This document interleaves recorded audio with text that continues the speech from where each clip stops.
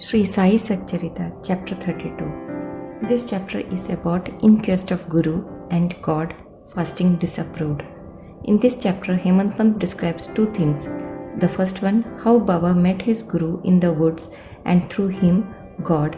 And the second one, how Baba made one Mrs. Gokhale who had made up her mind to fast for 3 days, eat Puran Puris. The first topic, preliminary. In the beginning, Hemant Pant describes the samsara, that is the visible world, by the allegory of Ashwatha, that is the banyan tree, which has in the phraseology of the Gita roots above and branches below. Its branches are spread downwards and upwards and are nourished by the gunas, that is the qualities, and its sprouts are the objects of the senses. Its roots leading to actions are extended downwards to this world of men. Its form cannot be known in this world, nor its end, its beginning, nor its support. Cutting this Ashwatha tree of strong roots with the sharp weapon of non-attachment, one should seek the path beyond, treading which there is no return. For traversing this path, the help of a good guide, Guru, is absolutely necessary. However learned a man may be, or however deep his study of Vedas and Vedangas, that is the sacred literature, may be, he cannot go to his destination safely. If the guide be there to help him and show him the right way, he would avoid the pitfalls and the wild beast on the journey, and everything will be smooth sailing. Baba's experience in this matter, the story which he gave out himself, is really wonderful, which when attended to will give you faith, devotion and salvation. The next topic, the quest. Once 4 of us were studying religious scriptures and other books, and being thus enlightened, we began to discuss the nature of the Brahman. One of us said that we should raise the self by the self and not depend on the others. To this the second replied that he who controls his mind is blessed, we should be free from the thoughts and ideas, and there is nothing in the world without us. The third said, the world phenomena is always changing, the formless is eternal, so we should discriminate between the unreal and the real. And the fourth, Baba himself, urged that bookish knowledge is worthless, and added, let us do our prescribed duty and surrender our body, mind and 5 pranas, that is life, to the Guru's feet. Guru is God, all pervading. To get this conviction, strong unbounded faith is necessary. Discussing in this wise, we 4 learned men began to ramble through the woods in the quest of God. The 3 wanted to make the quest with their free and unaided intellect. On the way, a Vanjari, a man who trades in certain kinds things such as grain, etc., by carrying them on bullock, met us and asked us, it is hot now, where and how far are you going? To search the woods, we replied. He inquired, on what quest are you bound? We gave him an ambiguous and evasive reply. Seeing us rambling aimlessly, he was moved and said, without knowing the woods fully, you should not wander at random. If you want to walk through forest and jungles, you should take a guide with you. Why do you exert yourself unnecessarily at this sultry noontime? You may not give out to me your secret quest. Still you can sit down, eat bread, drink water, take rest and then go. Be always patient at heart. Though he spoke so tenderly, we discarded his request and marched on. We thought that we were self-contained men and needed nobody's help. The woods were vast and trackless. The trees therein grew so tall and close that the sun's rays could not penetrate through them. So we lost our way and wandered here and there for a long time. Ultimately, through sheer good luck, we came back to the place from where we started. The Vanjari met us again and said, relying on your own cleverness, you missed your way. A guide is always necessary to show us the right way in small or great matters, and no quest can be successfully carried out on an empty stomach.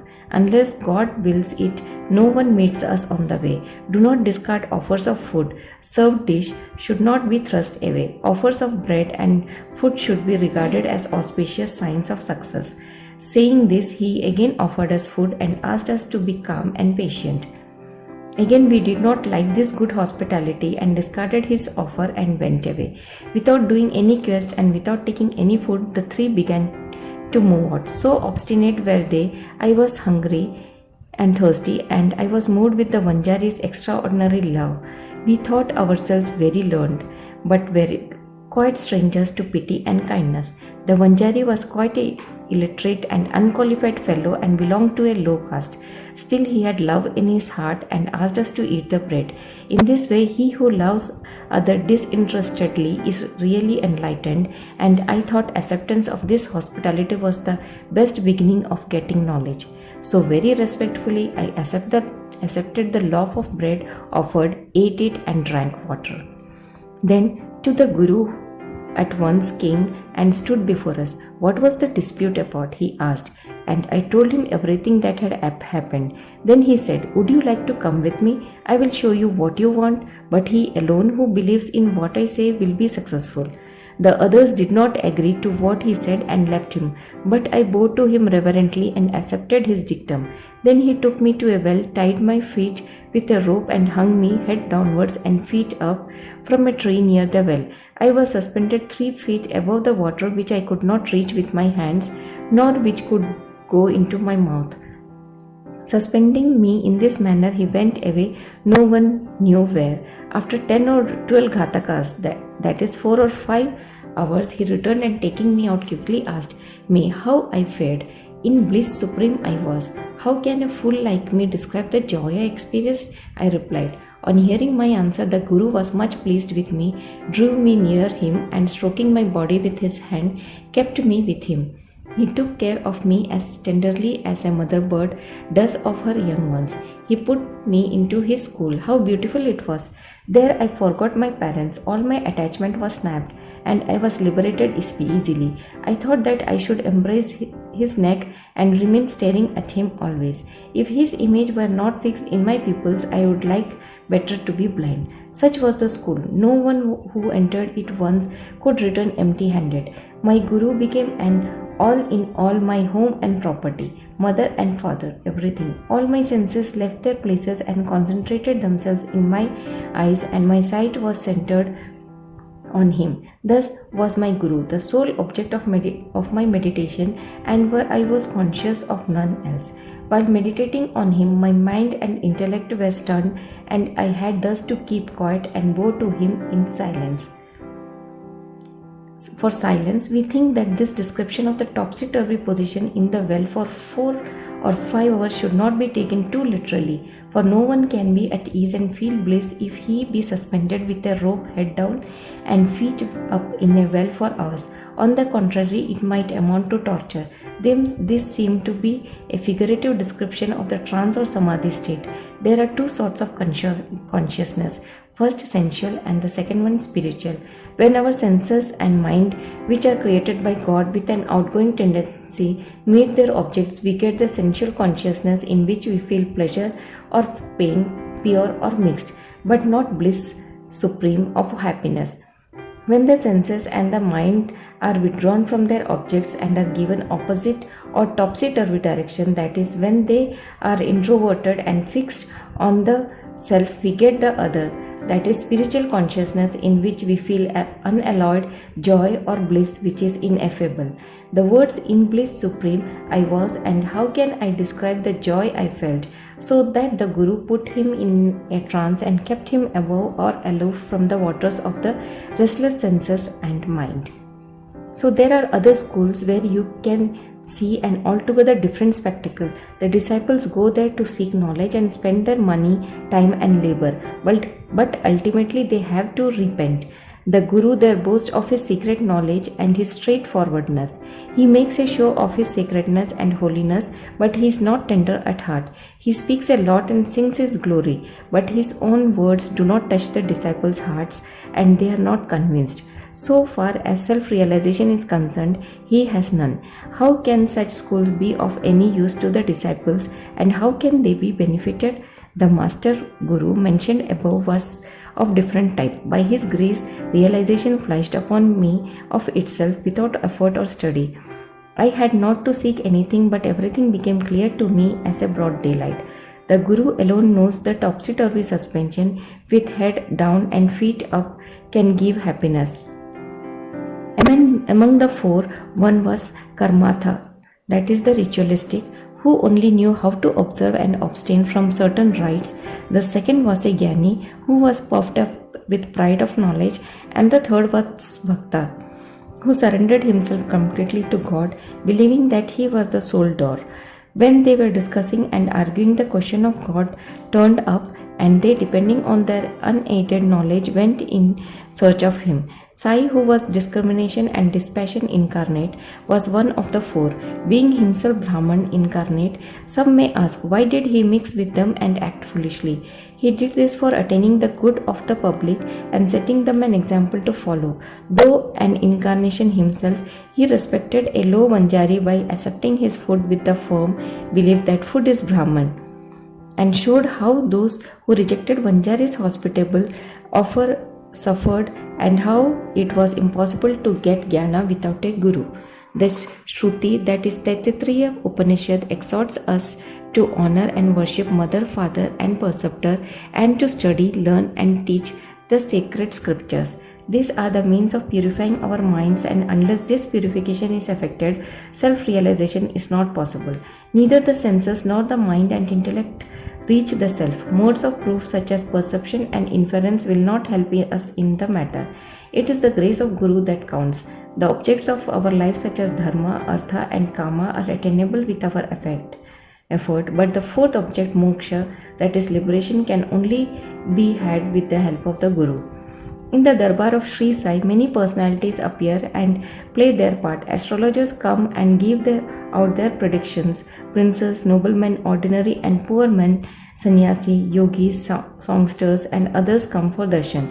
Even a mahar comes and, making a johar, his salutation, says this Sai is the Maibab, that is true parents, who will do away with our rounds of births and deaths. So many fathers such as jugglers, gondhalis, the blind and the lame, Nath Panthis, dancers, and other players come and are given suitable reception.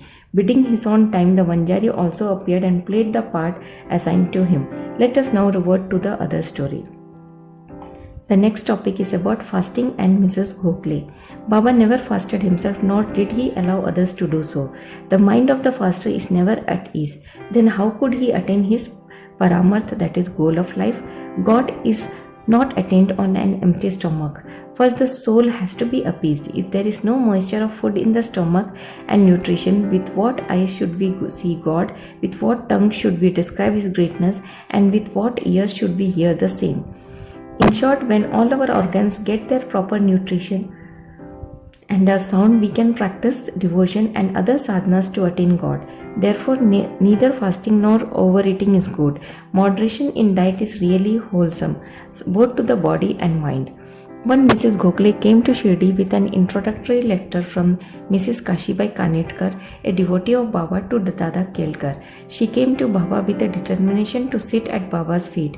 Observing a 3 days fast, the day previous, Baba said to Dada Kelkar that he would not allow his children to starve during the Shigma, that is holy holidays, and that if they had to starve, why was he there? Next day, when the woman went with Dada Kelkar and sat at Baba's feet, Baba at once said to her, "Where is the necessity of fasting? Go to Dada Bhat's house, prepare the dish of Puran Pulis, wheat rotis with gram flour and jaggery, feed his children and yourself too." Shimga holidays were on. Mrs. Kelkar was then in her menses, and there was nobody to cook in Dada Bhat's house. So Baba's advice was very timely. Then Mrs. Gokhale had to go to Dada Bhat's house and prepare the dish as directed. She cooked that day, fed others and herself. What a good story, and how beautiful its import. The next topic, Baba's Sirkar. Baba gave a story of his boyhood as follows. When I was a youngster, I was in search of bread and went to Beedgaon. There I got embroidery work. I worked hard, sparing no pains. The employer was very much pleased with me. 3 other boys worked before me. The first got ₹50, the second ₹100, and the third ₹150. And I was given twice the whole amount of this amount, viz. ₹600. After seeing my cleverness, the employer loved me and praised me and honored me with a full dress, a turban for the head, and a shell for the body, etc. I kept this dress intact without using it. I thought that what a man might give does not last long and it is always imperfect. But what my Sarkar, that is God, gives lasts to the end of time. No other gift from any man can be compared to his. My Sarkar says, take, take, but everybody comes to me and says, give, give. Nobody attends carefully to the meaning of what I say. My Sarkar's treasury, that is spiritual wealth is full, it is overflowing. I say, dig out and take away this wealth in cartloads. The blessed son of a true mother should fulfill himself with this wealth. The skill of my fakir, the leela of my Bhagwan, the aptitude of my Sarkar is quite unique. But about me, body, that is earth, will mix with earth, breathe with air. This time won't come again. I go somewhere, sit somewhere, the hard Maya troubles me much. Still I feel always anxiety for my men. He who does anything that is spiritual endeavor will reap its fruits, and he who remembers these words of mine will get invaluable happiness. Woe to Sri Sai, peace be to all.